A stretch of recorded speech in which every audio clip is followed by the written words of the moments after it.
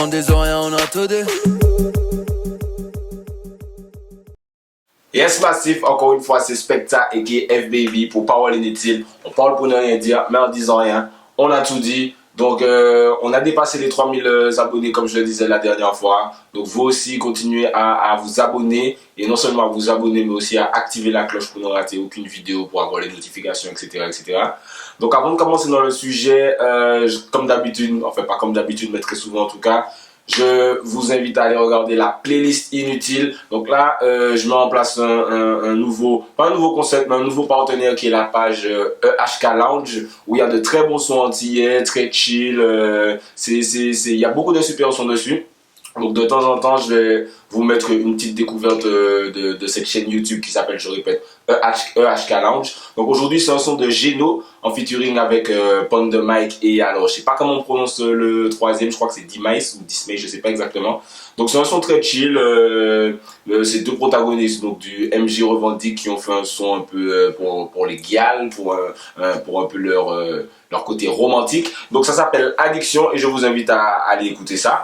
Yeah, baby, no regrets. Si te faire l'amour est un crime, on le referait. Deuxième tournée, vas-y, baby, resserre. Au seul à nous qui fait on nous recette. Sans toi, je suis perdu, t'es comme mon repère. Baby, welcome dans mon repère. Là où la reste en fait, c'est vous qui gagnez. Baby, le sujet d'aujourd'hui m'a été inspiré parce que j'étais sur Twitter, parce que tout le monde sait que je suis assez souvent sur Twitter.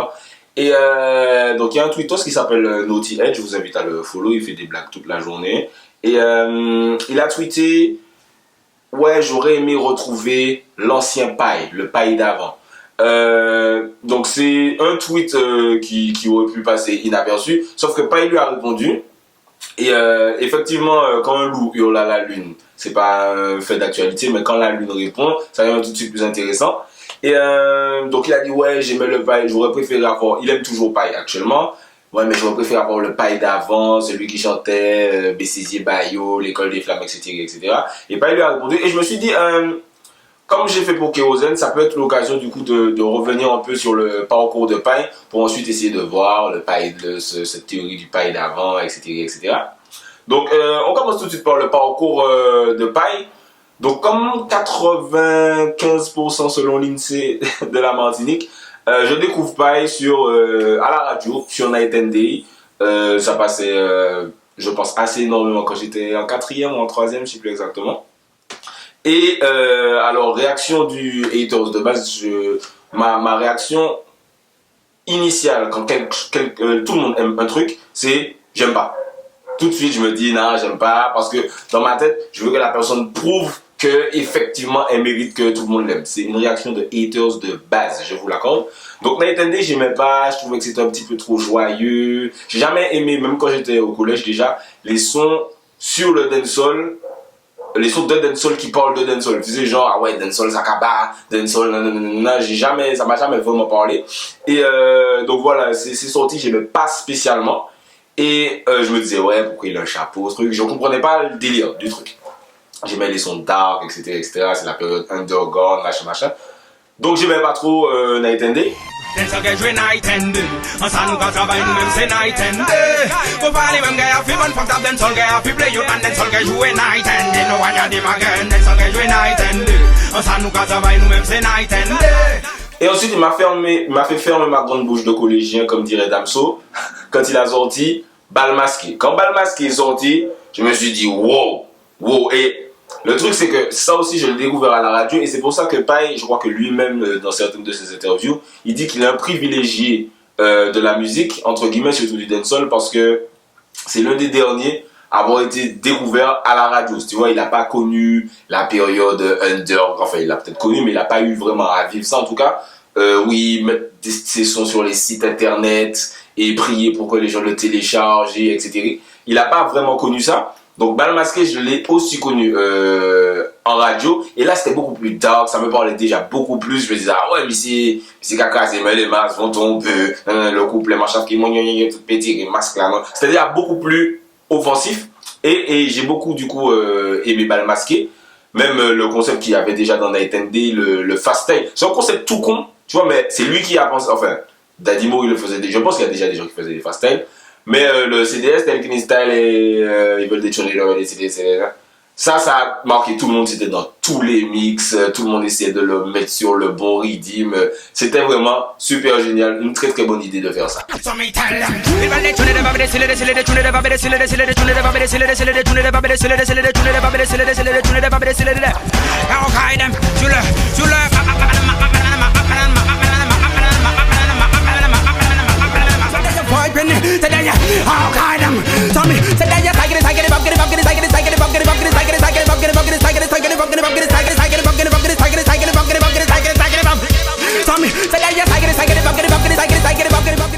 C'est un son un peu offensif. C'est en vrai, si on réfléchit, Bal Masqué, c'est un peu un clash sur les faux chanteurs qui font de la merde, etc. C'est drôle parce que ce son aurait été encore plus d'actualité maintenant, en fait. Maintenant où il y a 3-4 ans, quand tout le monde était ah ouais, les Wall Passing, nanana. C'est un son qui aurait pu sortir à ce moment-là, ce qui est assez intéressant. Et d'ailleurs, je me disais, mais de qui il parle? Parce que je suivais pas forcément le game martiniquais à ce moment-là. Et je me disais, mais de qui il parle quand il dit les maçons tombent? J'avais une théorie à la con. C'était, parce que j'ai toujours aimé les théories à la con sur les clashs. C'était, je sais pas si les gens de mon âge se rappellent, les gens plus grands vont se rappeler, d'un son qui s'appelait On n'aime pas les rats de Pussy Rider, il a pas continué à chanter après cette période-là. Et je me disais, ah ouais, il parle de lui parce qu'il dit, il a crié femme mon rat, mais là c'est femme, yo, et tu vois, je faisais plein de théories sur ce son. Ce son, il m'a vraiment trop marqué. J'ai beaucoup aimé les Bal Masqué. Bah, moi, encore pour moi, pan, yo. Non, franchement, il est écrasé ce son-là.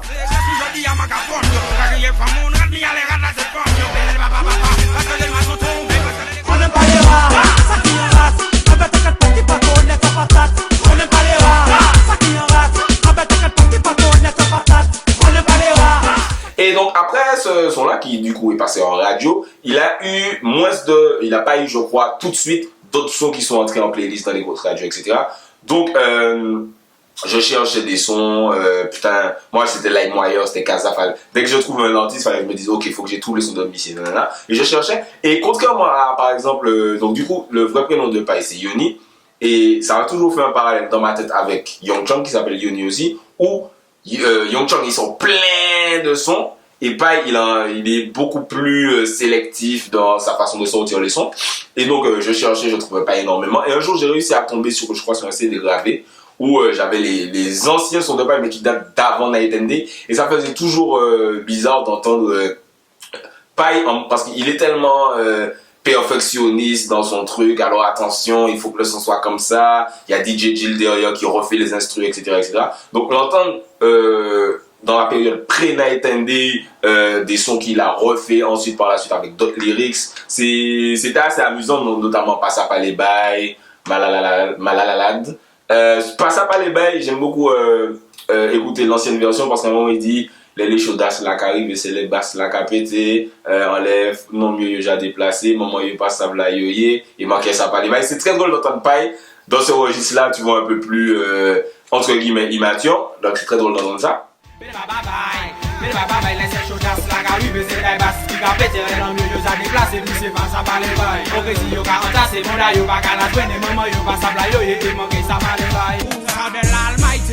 Pas de facile, pas de bounty dans ma dancehall. Pas de chichi, pas de bâti dans ma dancehall. Pas de fanboy, pas de badman dans ma dancehall. Tu veux des styles, des styles, je t'en donne. Pas de chichi, pas de bâti dans ma dancehall. Où je dirais yo là parce que c'est vite mal. La la la, son boy c'est vite bout. C'est comme yo t'es en bas. La la la, mais ça yo pas ça. Lorsqu'on des lyrics qui mal à la danse, ouais, dans yo comme si c'était un ton. La la la, dancehall qu'a bon qu'a blanc, n'est pas où jusqu'à bac. La la la, depuis de tout t'as casé et puis des styles qui. La la la, t'as oui, puis ça quoi, c'est une discothèque comme malayant. La la la. Mais au fur et à mesure, donc après Bal Masqué, il a commencé à, enfin, je sais pas s'il a commencé à sortir, mais en tout cas les sons ont commencé à bien tourner. Des sons underground comme Diggy Aldem Style, qui est un peu une histoire de gros poil. Il a fait Diggy Aldem Style 1, 2, il y avait sur plusieurs rhythms, sur le Applause Rhythm, sur le Wukuk Rhythm, ça a eu énormément de succès ça aussi. Peut-être que la nouvelle génération connaît pas forcément ces sons-là, mais en tout cas ça a eu beaucoup de succès à ce moment-là. Il a sorti un son qui s'appelait Le Travello, c'était un peu un storytelling d'une soirée qui est un peu mal tournée avec des trucs bizarres. Quels sont il avait encore Fastel Session avec Lieutenant, qui était du coup où il parlait super vite. Et on a tous fait des pas de dancehall sur ce son-là au Top Night Club. le lycée de Duc, on se souvient, j'étais assez doué dans ce délire de pas de dancehall. Le son sur le Soul Survivor, où il commence en disant ne nous teste pas, nanana, avec Lieutenant, Byron, Striker, j'oublie peut-être quelqu'un, mais en tout cas, ça, ce son-là, c'était l'hymne de la Martinique à un moment. D'ailleurs, j'ai repris la partie ne nous teste pas, je l'ai samplé pour un featuring avec Meryl sur ma mixtape. Et ouais, c'était un très gros son. Mais à cette période-là, il a surtout fait, alors il a aussi fait les 2 sons sur le Aspic Redeem, ils ont sali mon histoire qui est un peu une reprise du son sur le Soul Survivor, et aussi une sorte de medley de ces sons qui est le peuple en l'air, ça il a repris ces sons là-dessus. 2 très gros sons qui passaient beaucoup en soirée.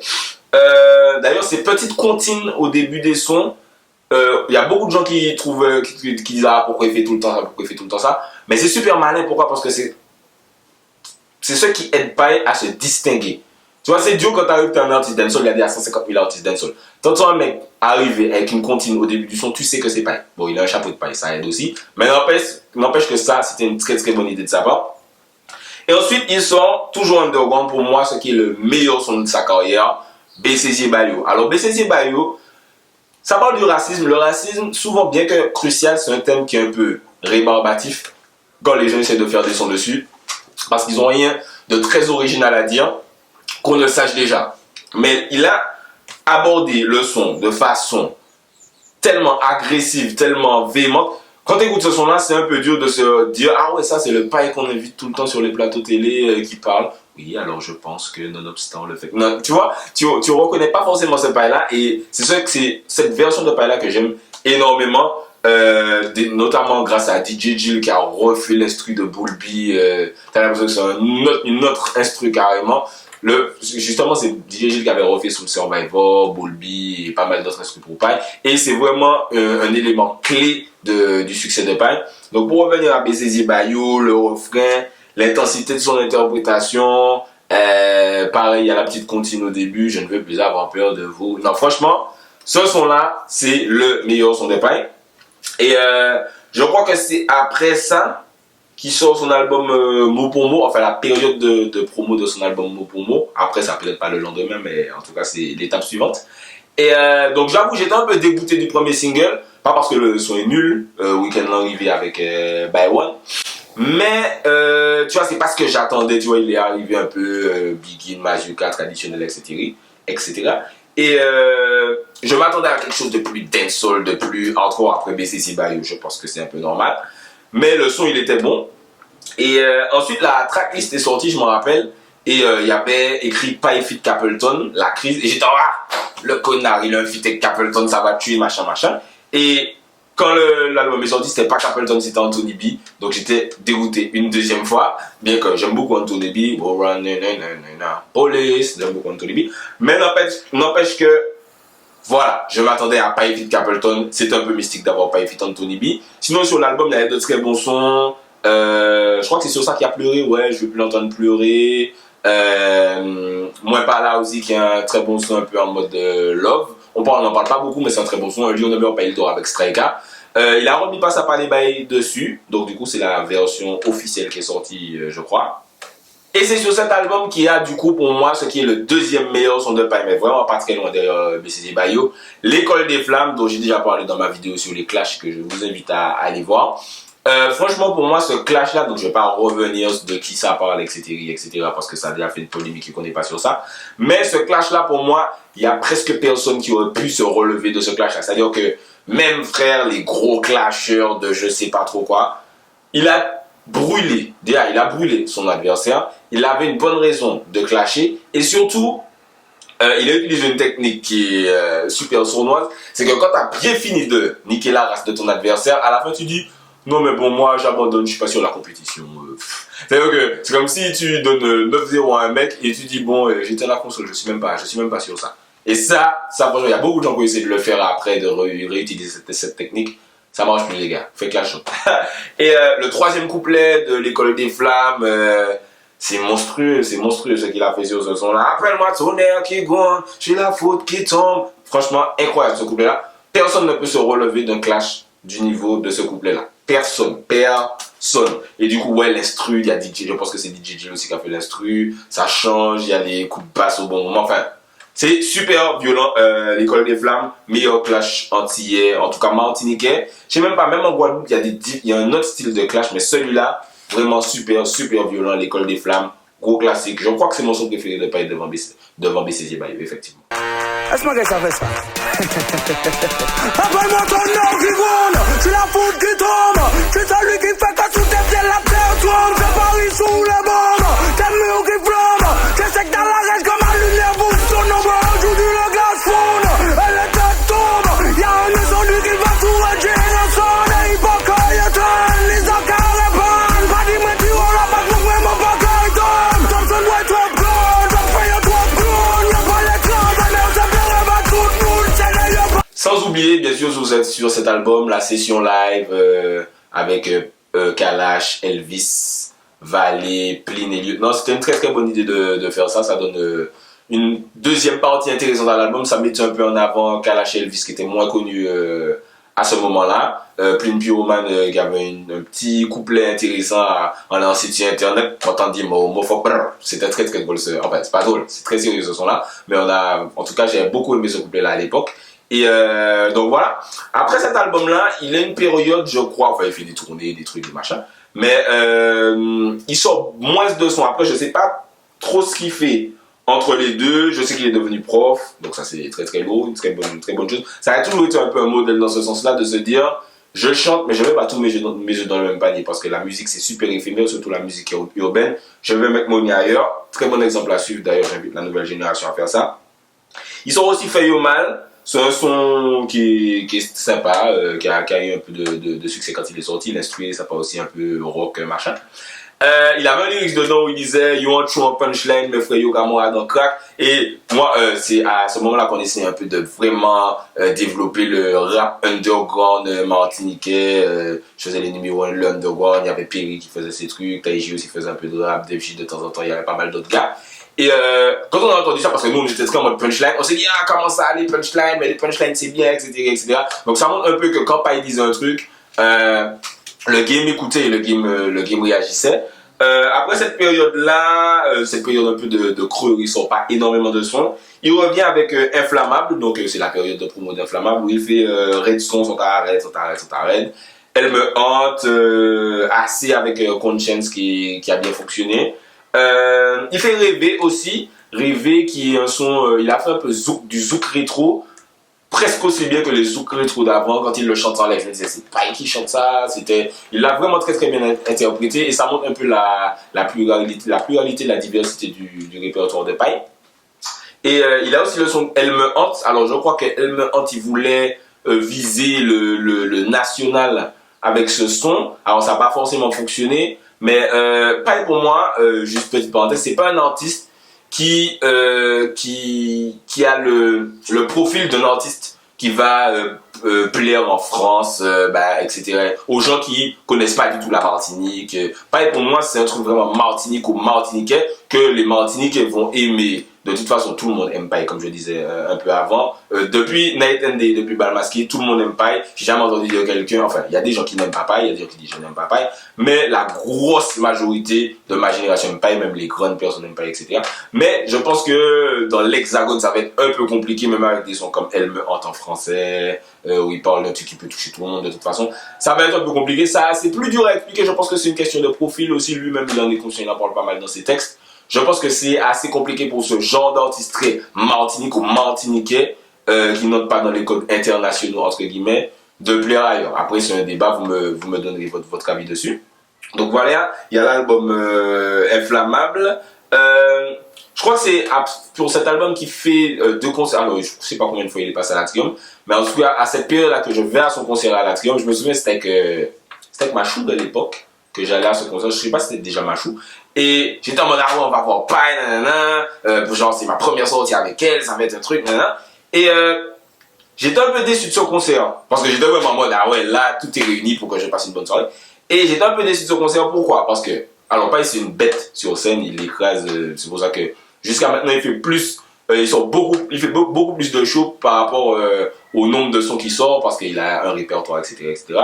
Mais, moi je suis tellement fan de dancehall, que des fois j'ai l'impression que sur scène, il passe un peu vite sur son répertoire et il va un peu, alors bon, les gens aiment ça, moi je parle de moi qui suis super puriste, il va vraiment être dans le délire, mettre l'ambiance, popolo popo, papa aime beaucoup faire popolo popo, ou bien là, et c'est bien, mais je me dis, tu vois par exemple, quand je regarde un show de Capleton, de Sizzla, de Conscience, de Baby Cham, etc., c'est pour entendre ses sons à lui. Et je me souviens qu'il passait sur les sons un peu vite à mon goût. Et je me suis dit, tu vois, il est écrasé, mais voilà. C'est pas comme, par exemple, Admiralty, quand Admiralty te fait ses sons à lui, et ça, tu vois, sur son répertoire, il va à fond, il écrase, etc. Donc, pas, il écrase en live, ça c'est sûr, mais le côté dancehall, manque, j'allais dire manque un peu, mais en fait c'est pas du tout son but comme on peut le voir dans la façon dont il se comporte, que ce soit dans sa carrière, sur scène, et etc. Donc après il a aussi une période où il fait moins de sons, mais jusqu'à maintenant en fait il fait moins de sons, et il revient avec les Coucou Freestyle, je me souviens, je crois que c'est sorti en exclusivité à Madjana, comme quoi quand tu es pas tu sortais son exclu à Madjana, tu vois, nous on est sur YouTube, le frère il est à Madjana, donc les Coucou Freestyle, j'ai bien aimé Coucou Freestyle 1, 2, 2,5. D'ailleurs, j'avais fait Coucou Freestyle 3. Tout le monde était fâché, je me souviens de ça. Mais je crois que c'est depuis cette période qu'on peut vraiment parler du coup d'ancien et de nouveau paille. Pourquoi ancien et nouveau paille? Parce que la véhémence de BC Zibayo de l'école des femmes, elle est toujours là en fait. Hein. Il est toujours assez énervé sur ses sons. Mais je retrouve moins le contenu.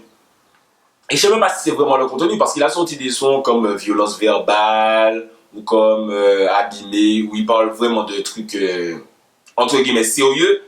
Mais voilà, il aborde des sujets sérieux, mais le ton n'est pas sérieux. Le ton, je trouve, est toujours un peu dans la déconnade, dans le second degré. Ce qui définit un peu paille, parce que le gars, il met des chapeaux de paille, déjà c'est du second degré, il se déguise dans ses clips. Il est très dans une démarche de...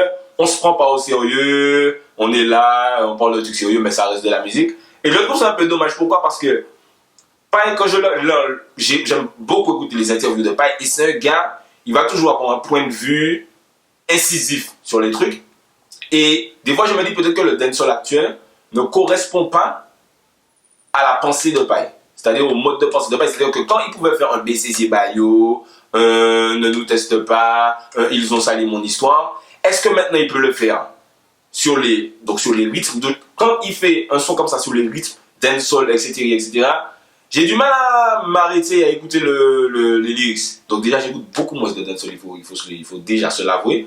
Mais je me dis par exemple, il a fait un son qui s'appelait du coup Violence Verbale, où il y a du texte, il a fait des t-shirts avec les lyrics, etc. Mais tu vois, ça m'a pas marqué pareil parce que il n'y a pas le rythme de BCC Bayo, de l'école des flammes. Je pense que Paille, c'est la malédiction du gars qui a des lyrics de rappeur, mais qui est toaster. C'est-à-dire que quand il poste sur BCC Bayo, chante d'ailleurs au passage dans Jet, Maman Pink TV, yo bano, j'ai le temps d'écouter ce qu'il dit, sa voix porte bien, le rythme ne me vient pas faire plein de bruit dans ma tête, il y a plein de meufs en train de baquer top à côté de moi alors que j'essaie d'écouter ce que le gars dit. Mais voilà, j'ai l'impression que parfois le dancehall ne correspond pas forcément actuellement à ce que Paille veut exprimer, veut faire ou ce qu'on voudrait qu'il fasse, ce qu'il voudrait qu'on l'exprime. Donc pour revenir au tweet de ouais, je préférais l'ancien Paille, lui-même il a répondu que je vois ce que tu veux dire, donc je paraphrase, hein, donc je vais vous mettre les trucs pour que vous voyez exactement ce qu'il veut dire, parce que je ne veux pas qu'on dise que j'ai déformé les mots de Paille sur Twitter. Et donc il dit en gros que je vois ce que tu veux dire, mais si je sors des sons comme ça maintenant, c'est du gâchis. C'est du gâchis, ça va peut-être pas péter au même level, les gens vont pas prendre le temps d'écouter, ils vont faire semblant d'écouter, ça va pas marquer comme un BCC Bayo va marquer, ça va pas marquer comme un Ils ont sali mon histoire, parce que les gens sont moins sur le lyrics, et c'est une sensation que beaucoup d'artistes ont, notamment moi, et même d'autres artistes qui sont plus portés sur les textes, en mode je sors un son, je mets plein de textes dans le truc, vous allez même pas vraiment écouter, vous allez faire comme si ah ouais il a trop de lyrics, mais vous allez retourner écouter 911 dans 5 minutes, vous aurez écouté mon son, oublié mon son. Et je pense que c'est un peu ce qui motive Paille à déjà sortir beaucoup moins. Alors il n'a jamais sorti énormément de sons, mais il en sort beaucoup moins. Et qui le motive à sortir plutôt des sons comme non, pas pour le. Ouais, ou bien Bayou Dancehall. Voilà, Bayou Dancehall avec X-Men. Pour moi, ou même les autres sons, qui m'a dit ça, tout ce qui sort récemment. C'est pas nul, hein, c'est pas des sons qui sont nuls, mais tu vois, le paille qu'il avait, je crois qu'il a, je sais pas quel âge paille a, je vais dire qu'il a 34 ans, j'invente l'âge des gens, vous irez vérifier.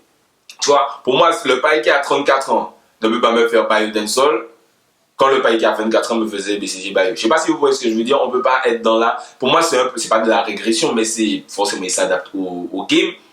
Mais tu vois, quand j'entends Bayo dancehall, déjà, les sons qui ont dancehall dans le titre, de base, quand tu me fais ça, c'est que frère, vous êtes arrivé au studio, vous vous êtes dit, bon, et les gars, on n'a pas de thème, hein, et nous, on n'a pas les dancehall. Ok, Bayo dancehall, dès qu'il y a dancehall dans le titre, les sons de dancehall qui parlent de dancehall, on va parler ça.